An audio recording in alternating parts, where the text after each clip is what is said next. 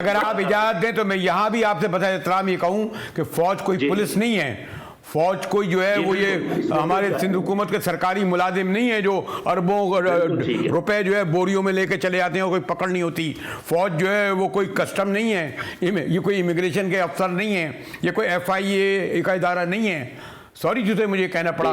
फौज को हम ये समझते हैं कि उनके खूबियाँ एक कलेक्टिव हो सकती हैं, खामियां भी कलेक्टिव होंगी, लेकिन ये जो इंडिविजुअली जिस तरीके से एक दूसरे पर गन का लफ्ज़ उछाला जा रहा है, ये इसका इतना वतीरा नहीं था। जी, ये आपने बहुत अच्छा किया, आपने मेरी मदद कर दी। और ये मैं कहता कि ये डिसिप्लिन और अकाउंटेबिलिटी का एक समर है, जितनी आपने बातें की हैं। अच्छा, जहां तक ये कोर्ट मार्शल की बात है, ये बात बिल्कुल क्लियर है कि जब कोई ऑफिसर रिटायर हो जाए एक्सक्यूज मी, तो उसके कोर्ट मार्शल का दो ही वजूहात हो सकती हैं। जो एक तो ये कि अगर ये बाद में पता चले उनके जाने के बाद कि फौज के पैसे में कोई खुर्द-बुर्द हुई है जिसमें वो मुलव्वस थे, उनको वापस बुलाया जा सकता है, उनका कोर्ट मार्शल हो सकता है। दूसरी बात ये कि अगर ये पता चले कि उन्होंने दुश्मनों के साथ साज़बाज़ की थी, कोई स्पाइंग या इस किस्म का कोई काम था, तो उनको दोबारा बुलाया जा सकता है जितने साल के बाद भी इस बात का पता चले, और अटैच करके कोर्ट मार्शल हो सकता है। आज तक किसी आर्मी चीफ के कोर्ट मार्शल का हमें मालूम नहीं है, हमने सुना नहीं है, इसलिए उसके मुझे मालूम नहीं है।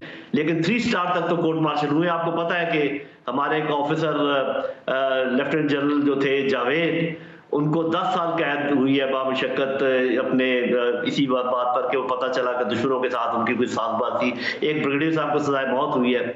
उससे पहले एक मेजर साहब को सजाए मौत इस बात पे हुई थी कि वो डाकुओं से मुकाबले का बहाना बनाकर उन्होंने कोई अपने मुखालफिन से, तो इस किस्म के काम होते रहते हैं फौज में। लेकिन एक बात बड़ी हैरत अंगेज है, वो ये है कि जब घोड़ा खड़ा हो तो सब उसके इर्द-गिर्द नाचते हैं और एक दूसरे से बढ़कर उसको एक्सटेंशन देने की कोशिश करते हैं। जब घोड़ा गिर जाए तो फिर सब उसको किक्के मारते हैं, ठुड्डे मारते हैं। ये कोई अच्छे किरदार की निशानी नहीं है, ये चाहे जिस तरफ से भी हो रही हो। ये अलग बात है कि मैं घोड़े को भी ये मशवरा दूंगा कि जब वो गिर जाए तो फिर वो भी हाथ पांव मारना बंद कर दे, क्योंकि वो जितना फिर कोशिश करेगा अपनी सफाई पेश करने की, उतना वो और दलदल में धंसता चला जाएगा। तो अगर कोई कोर्ट मार्शल करना चाहता था जब ये हाजिर सर्विस में थे, मिसाल के तौर पे अगर एक एक्स वज़ीर आज़म ये समझते हैं कि उनकी पॉलिसी के खिलाफ किसी चीफ ने बात की, तो वो टाइम था कि उनको माजूल कर देते, उनके पास पूरी पावर थी।